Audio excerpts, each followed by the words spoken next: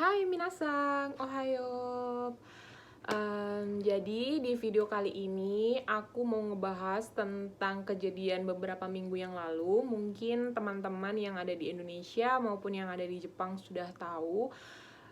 Sebelumnya saya mohon izin ikut berbela-sungkawa, terus berduka cita sedalam-dalamnya, ikut sedih banget ngedengar kabar ini, dimana kayaknya kabar ini pertama kali aku denger dalam dunia kerja di Jepang, yaitu pemagang gitu kan. Ya mungkin beritanya sudah beredar ya di mana-mana, bahwasannya telah ada sahabat kita, teman kita di sini yang mengakhiri hidupnya. Ya mungkin beritanya kalian udah tahu lah ya. Dan untuk almarhum, semoga kita doa bareng-bareng ya guys, kita doakan semoga diberikan tempat yang layak di sisi Allah Subhanahu wa taala, diampuni segala dosanya, dan buat keluarga semoga diberikan ketabahan, kekuatan, kesabaran. Dan bener deh, aku kaget banget, shock banget pertama denger kabar ini, dan kayak yang innalillahi, ya Allah, kok sampai begitu gitu. Oke, jadi gini ya. Aku kenapa baru up sekarang, karena kayak semoga ini aku juga nggak lancang, semoga juga aku tetap bisa menghargai dan menghormati keluarga yang ditinggalkan. Tidak ada unsur apapun aku membuat video ini, karena aku tuh kayak pengen nge-share, semoga dengan adanya saya buat video seperti ini, kalian-kalian yang mau ke Jepang jadi bisa matang menyiapkan segala sesuatunya. Bahwasanya memang di Jepang itu keras gitu, tapi bukan berarti dengan adanya kejadian ini terus kayak kalian jadi takut pergi ke Jepang. Nggak seperti itu juga. Makanya tonton videonya supaya tidak ada salah paham, supaya kalian juga yang mau ke Jepang itu jadi kayak tahu dan apa aja yang harus kalian siapkan gitu. Nah, kronologinya itu aku nggak sebutin nama ya, karena pasti kalian udah tahu lah ya, di sosial media udah banyak banget beredar kabarnya gitu kan.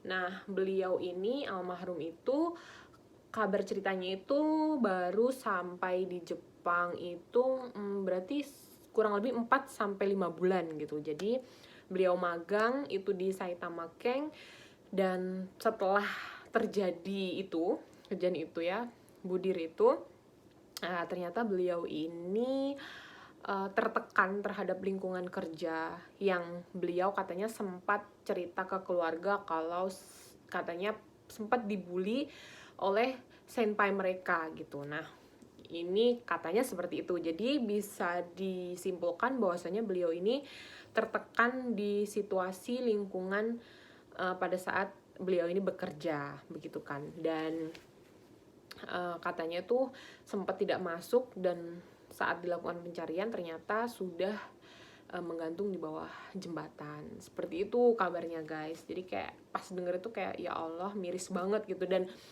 terus nih aku bacain ya, ada di sini aku bacain.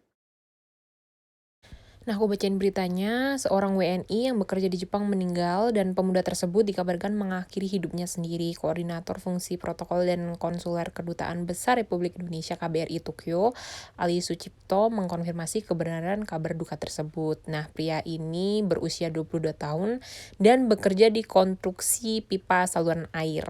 Dia tiba di Jepang pada April 2022 dan kemudian diketahui meninggal dunia pada 25 Agustus.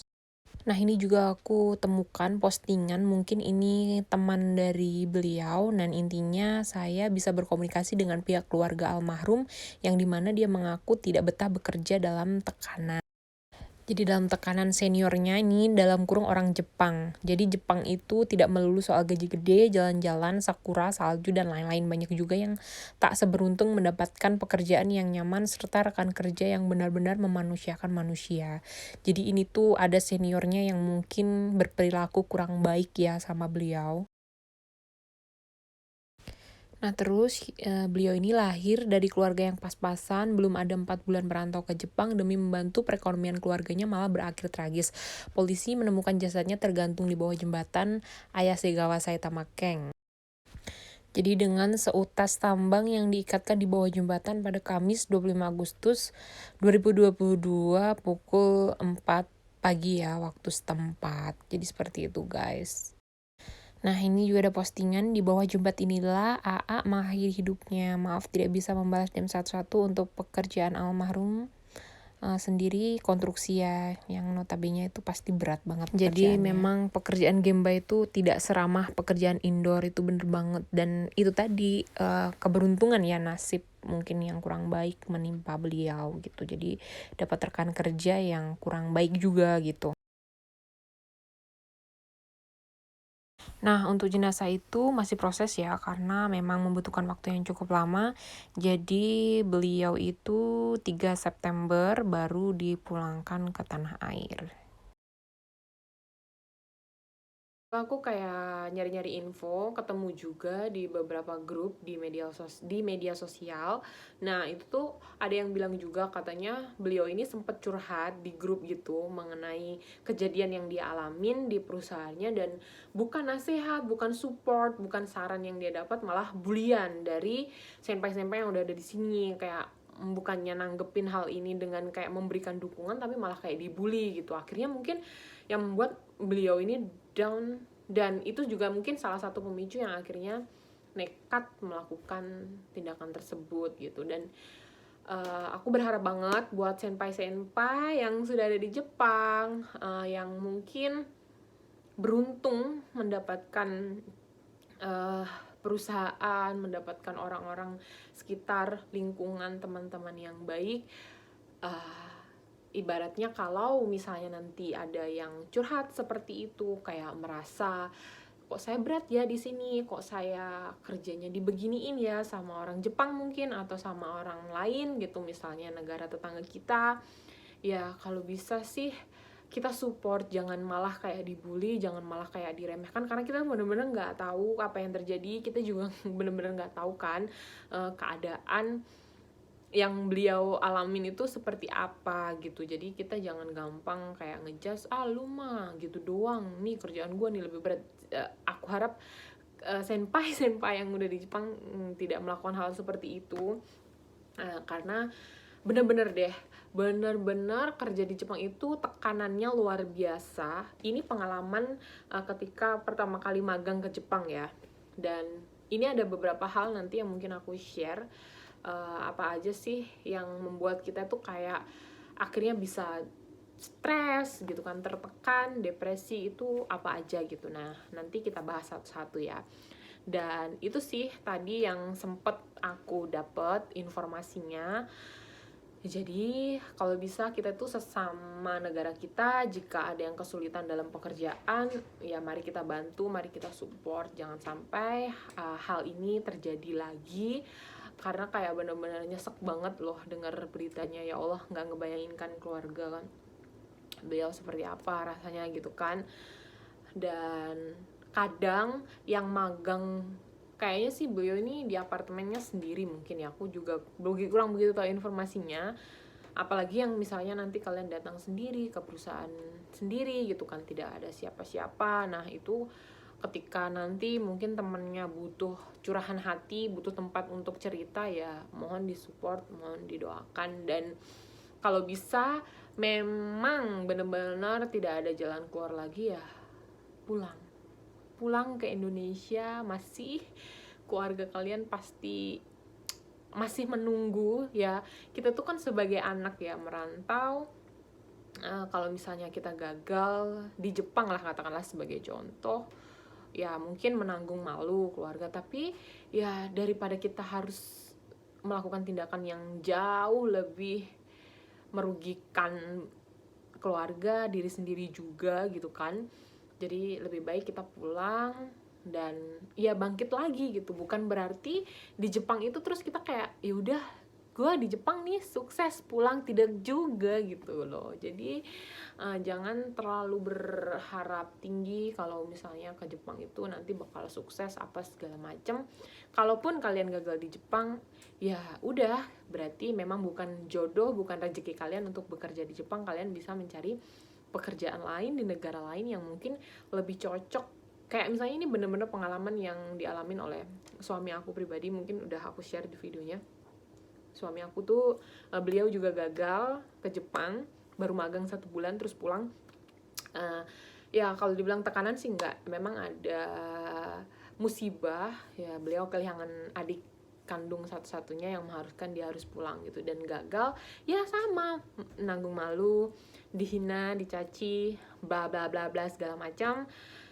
Tapi akhirnya berproses dan sampai akhirnya dia bisa membuktikan kalau misalnya ya jodoh dia bekerja bukan di negara Jepang gitu loh. Jadinya ya walaupun dicaci, dihina apa segala macam, intinya kalian harus tetap berusaha nunjukin kalau misalnya ya nggak Jepang aja kok yang bisa bikin aku sukses gitu. Bahkan di Indonesia juga banyak kan teman-teman yang sukses. Maksudnya jangan terlalu terpaku kayak ya udahlah aku di Jepang, ya nggak ada negara lain yang bisa bikin aku sukses, jangan kayak gitu loh. Jadi kalau misalnya nanti bener-bener tertekan, nggak ada apa ya, ibaratnya udah nggak kuat dan udah nggak nemu solusi, ya udah pulang. Ya menanggung malu sih pasti, tapi bukan berarti terus kalian gagal. Yang pulang di Jepang selesai kontrak 3 tahun pun juga banyak kok yang ya dibilang sukses sih, ya nggak juga. Kayak contohnya aku juga nggak sukses juga gitu loh. Jadinya ya nggak apa-apa banget gitu. Jadi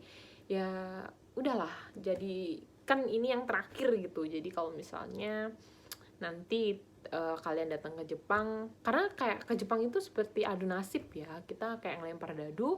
Kalau misalnya kita dapet kaisar yang bagus, orang-orang yang bagus, lingkungan yang bagus, ya itu berarti kita beruntung, patut disyukuri itu guys. Nah tapi ada juga kebanyakan dari teman kita yang tidak seberuntung kita, dimana mungkin mendapatkan perusahaan yang kurang bagus, orang-orangnya juga kurang bagus gitu loh. Jadi nggak semuanya ke Jepang itu dapat yang bagus-bagus, dan mungkin kasus beliau ini kurang beruntung ya, bahkan dibilang tidak beruntung lah ya sampai melakukan tindakan yang seperti itu begitu. Jadi kan aku tadi udah bilang ya, tekanan apa aja sih ketika kita berada di Jepang. Nah itu yang pertama adalah bahasa ya, dari bahasa Jepangnya sendiri gitu. Makanya sering banget aku waktu ngajar itu bilang ke murid-murid aku kayak, bahasa Jepang itu penting. Kalian kalau nggak bisa bahasa Jepang, kalian nggak akan bisa hidup di Jepang dengan enak, dengan santai gitu kan, dengan nikmat gitu. Kalian pasti tertekan gitu. Bayangin, kita belajar bahasa Jepang yang notabene kita dari nol, nggak ngerti apa-apa, terus nyampe di Jepang harus dipakai itu sebagai alat komunikasi kita ya, utama, karena orang Jepang juga maaf banyak yang kurang begitu bisa bahasa Inggris. Jadi mau nggak mau kita harus pakai bahasa Jepang untuk kita berkomunikasi, untuk kita bekerja. Nah bayangin kalau misalnya kita bekal bahasa kita nggak cukup, ya gimana mau kerja, gimana kita menghadapi situasi yang seperti ini. Pasti itu menjadi salah satu tekanan paling utama gitu. Makanya kalian kalau dibilangin sama senseinya belajar yang rajin, jangan males-males, itu bener adanya guys. Karena memang tekanan bahasa itu luar biasa banget di sini. Kalau kita nggak bisa bahasa ya kita nggak bisa ngapa-ngapain intinya gitu. Jadi bahasa Jepang itu penting banget. Jadi siapin minimal ya 50% lah kalian bisa menguasai bahasa Jepang. Nggak harus yang fasih-fasih banget, tapi intinya kalian ngerti perintah apa yang diperintahkan, kalian ngerti apa yang dibicarakan, kalian tahu. Ya ibaratnya kalau kalian nggak tahu gimana, misalnya kalian diupah gaji tidak sesuai, gimana kalian mau protes? Misalnya kalian ada tindakan-tindakan, maaf ya, pelecehan atau bulian, gimana kalian bisa membela diri kalian kalau kalian tidak bisa berkomunikasi bahasa Jepang dengan baik gitu. Jadi bahasa di sini juga sangat penting banget. Setelah itu ada tekanan pekerjaan, dari pekerjaan yang mungkin kita nggak punya pengalaman, kita nggak punya skill di bidang tersebut, otomatis kan pusing ya baru-baru pertama. Aduh udah bahasa Jepangnya aja pusing, lagi nih tekanan pekerjaan gitu, di lingkungan pekerjaan mungkin maaf ya orang-orangnya yang kurang ramah, orang-orangnya yang suka marah-marah, banyak orang Jepang yang seperti itu juga. Belum lagi nanti ketemu dengan teman yang tidak cocok ya kan, cekcok apa segala macem. Jadi benar-benar tekanan di lingkungan kerja itu juga sangat berpengaruh banget ke mental kita. Kalau misalnya kita nggak siap secara fisik, kita nggak siap secara mental yang dalam gitu, maksudnya ya begitu gitu loh, akan merasa kayak pengen pulang, belum lagi ditambah homesick kan, baru meninggalkan rumah terus ke Jepang, nggak punya keluarga, nggak punya siapa-siapa. Jadi itu bener-bener 1 tahun pertama yang sangat berat. Jadi pekerjaan itu juga bener-bener kayak Narerumade itu kita butuh waktu yang panjang ya, 3 bulan 6 bulan untuk beradaptasi dengan pekerjaan kita sampai kita bisa, sampai kita udah hafal ini itu gitu. Jadi tekanan pekerjaan di sini juga bener-bener kalau kita nggak punya mental yang kuat, fisik yang kuat ya ambiar gitu. Nah, setelah itu kita juga pasti perlu adaptasi dengan yang namanya musim. Karena di Jepang kan ada 4 musim. Dari panas ke dingin, dinginnya itu bisa dingin banget, panasnya itu bisa panas banget gitu loh. Jadi kalau yang kalian lihat view-view cakep di Instagram, di Facebook, itu bonus. Selebihnya kita juga nahan hawa panas, kita nahan hawa yang dinginnya kebangetan gitu. Bahkan kalau dingin kita bisa sampai kayak kena alergi dingin yang namanya shimoyake. Ya kan, kalau panas bener-bener kita bisa dehidrasi. Jadi ya aku pikir tekanan bahasa, tekanan pekerjaan, tekanan juga terhadap musim yang kita juga badannya belum bisa adaptasi, itu juga pengaruh banget. Lantas ada budaya juga ya, seperti makanan. Di sini kan non halalnya banyak, terus makanannya juga kebanyakan hambar, rasa-rasanya kayak makan mentahan juga gitu kan. Jadinya ya campur aduk guys, pertama kali ke Jepang gitu kan. Nah, terus belum lagi kalau misalnya ada teman yang suka ngebully kita, baik teman rekan kerja ya, baik orang Jepang atau orang Indonesia-nya sendiri. Terus belum lagi kalau misalnya kita nggak cocok dengan teman satu apa tuh. Jadi itu gitu. Jadi banyak juga loh faktor-faktor yang membuat kita tuh stres di Jepang gitu, yang kalau kalian lihat kita baik-baik aja, sebenarnya kita juga menghadapi beberapa tekanan yang gak gampang menurut saya gitu. Butuh proses untuk menuju ke yang oke, sekarang aku baik-baik aja nih di sini gitu. Nah, belum lagi kita kelelahan ya, faktor kelelahan, capek. Mengingat Jepang itu kalau lembur ya gila-gilaan, nggak mengenal waktu. Kalau kerja itu emang bener di sini itu kayak gitu.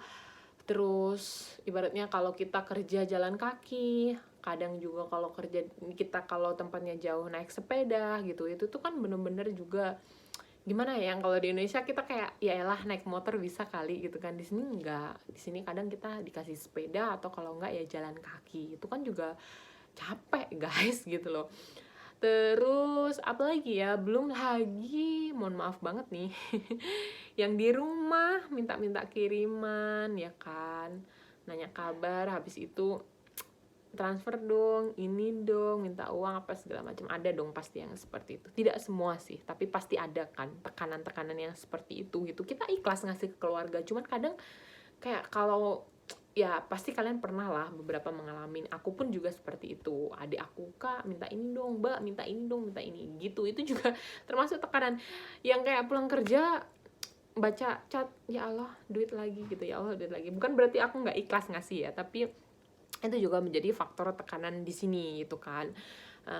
Jadi kayak maju kena mundur kena, mau pulang malu mau nggak malu, itu mungkin nih ya tekanan-tekanan yang kita rasakan di sini. Tapi ini semua ada solusinya ya, kayak tadi kalau misalnya bahasa gimana ya, belajar gitu loh.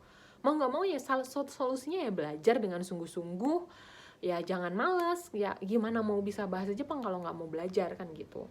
Lantas kalau misalnya tekanan terhadap makanan atau bulian makanan dulu deh ya itu selera kan gitu. Jadi aku juga dulu awalnya nggak bisa makan mentah, tapi alhamdulillah lama-lama mencoba menghilangkan ngesuges diri sendiri kayak ini enak kok gitu. Jadi enak gitu kan. Terus kalau misalnya terhadap pekerjaan ya mau nggak mau kita harus belajar, kita banyak menghafalin kotoba, benda-benda apa yang dipakai pada saat kerja, terus ngafalin bener-bener oh kerja itu caranya seperti ini, memperhatikan orang kerja seperti apa. Itu yang baik aku ambil, yang nggak baik ya aku tinggalin kayak gitu. Itu juga butuh proses, nggak gampang gitu. Jadi adaptasinya aku dulu tuh seperti itu. Kalau cuaca sampai sekarang ya masih ya gimana, badanku tuh ringkih banget kena dingin gitu ya. Solusinya ya baik minum tolak angin, minum yang anget-anget, pakai baju yang lebih tebal gitu mungkin ya, pakai kaos kaki. Terus kalau faktor bulian di perusahaan, kalau aku sih punya tameng karena aku bisa ngomong gitu. Karena alhamdulillahnya aku juga kalau misalnya kena bulian atau misalnya aku ada tindakan yang kemarin aku ceritain aku sempat berantem sama orang Jepang, ya itu alhamdulillahnya karena aku bisa berbahasa Jepang gitu. Jadi ketika ada sesuatu yang nggak aku srekin dan aku ngerasa aku benar ya aku lawan gitu. Nah itu tetap kan bahasa itu penolong gitu loh di sini. Terus kalau misalnya faktor apa ya, lelah ya gimana ya, beli alat pijit aja deh, ada tuh di Amazon. Terus kalau misalnya kalian udah merasa tertekan banget ya, udah nggak betah dari segi manapun, tetap ada solusinya. Kalian bisa sodang ke Kumiai, dan aku bukannya ngebelain Kumiai atau memojokkan siapapun di sini. Ada sih Kumiai yang bener-bener respon, tapi kebanyakan juga ada yang kayak ya udahlah kamu sabar, ya udahlah kamu bertahan. LPK juga mungkin seperti itu ya bilangnya ya kan. Dan kalau misalnya memang saran dari mereka bisa kamu terima, ya kamu lakukan. Tapi kalau misalnya nggak kuat, emang udah bener-bener nggak kuat, ya sudah, bicara ke orang tua baik-baik apa yang kalian alamin, dan ibaratnya ya pulang gitu. Dan bukan berarti pulang terus nggak sukses, nggak dong. Kalian pulang, kalian bisa planning usaha lain, bekerja di negara lain mungkin gitu loh. Jadi masih banyak solusi ketika kita itu mengalami beberapa tekanan-tekanan di Jepang. Atau misalnya kalian bisa konsultasikan ini lewat OTIT, itu ada. Kalau misalnya kalian dapat tindakan kekerasan atau misalnya gaji kalian tidak sesuai, ya intinya kalau Kumiai kalian nggak dapat jawaban, ya udah, LPK nggak ngasih solusi, ya kalian larinya bisa ke OTIT. Kalau misalnya itu juga udah nggak nemu solusi, bicarakan baik-baik ke orang tua apa yang kalian rasain, ya, dan pulang gitu loh. Gak apa-apa banget daripada harus melakukan hal-hal yang seperti itu. Ya Allah, masih sayang banget gitu loh. Jadi ibaratnya ya itu ya guys. Mungkin beberapa hal yang bisa saya sharing ke kalian.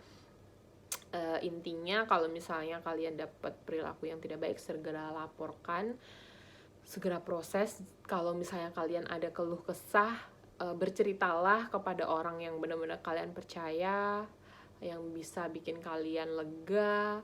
Jadi tidak sampai melakukan tindakan-tindakan yang seperti itu. Dan aku tidak mau berbicara soal keimanan kita ya, karena itu masing-masing, menurut saya itu privacy antara kita dan Tuhan. Jadi mungkin solusi yang bisa aku kasih ya itu gitu loh. Jadi nggak usah malu. Aku dulu juga pernah kok gagal. Aku dulu tuh magang itu 2011 aku keterima.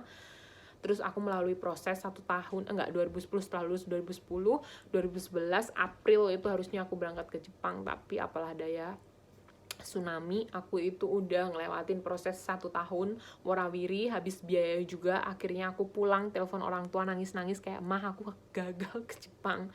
Ya mama aku bilang, ya udah nggak apa-apa, itu musibah, bisa dicoba lagi nanti, nggak tahu nantinya itu kapan. Ya akhirnya aku pulang dengan tangan kosong, aku gagal. Sampai akhirnya 2013 aku dipanggil lagi untuk bisa ke Jepang. Aku ngelewatin 2 tahun itu ya nunggu guys, nggak gampang juga.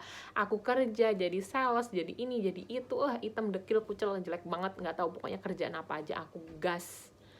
Jadi ya itu ada prosesnya. Jadi kalau misalnya kalian gagal ke Jepang, ingat, masih banyak kok negara-negara yang bisa bikin kalian sukses, yang cocok dengan skill kalian, yang cocok dengan kemampuan kalian. Dan jangan berkecil hati karena Jepang bukan segalanya ya. Oke. Jadi mungkin videonya sampai di sini aja. Sekali lagi turut berduka cita sedalam-dalamnya. Semoga almarhum diberikan tempat yang layak di sisi Allah Subhanahu wa taala. Sekali lagi yuk Al-Fatihah buat almarhum. Dan buat keluarga, semoga diberi kekuatan dan kesabaran. Dan semoga ini terakhir ya. Terakhir, udah, semoga kedepannya nggak ada lagi kejadian-kejadian yang seperti ini. Amin. Mari kita saling menjaga, mari kita saling support satu sama lain. Dan semoga video ini bisa bermanfaat buat kalian. Terima kasih ya sudah mau support channel ini. Genki dene, gambarimasho, bye bye.